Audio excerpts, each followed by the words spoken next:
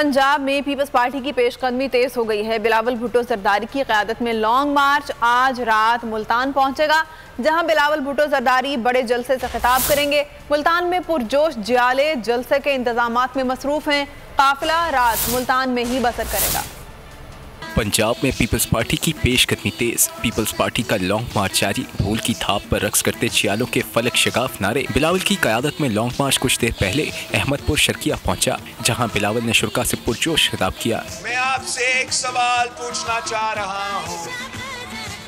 3 साल गुजर चुके हैं, क्या तब्दीली पसंद आया?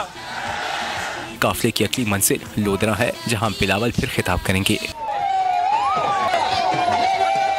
चेयरमैन पीपल्स पार्टी की क़यादत में जियालों का काफिला आज रात मुल्तान पहुंचेगा। मुल्तान में पीपल्स पार्टी आज रात बड़ा जलसा करेगी, जिसके लिए जयाले पुरजोश हैं। लॉन्ग मार्च के शुरा रात मुल्तान में ही बसर करेंगे, जिसके बाद काफिला खानेवाल रवाना होगा।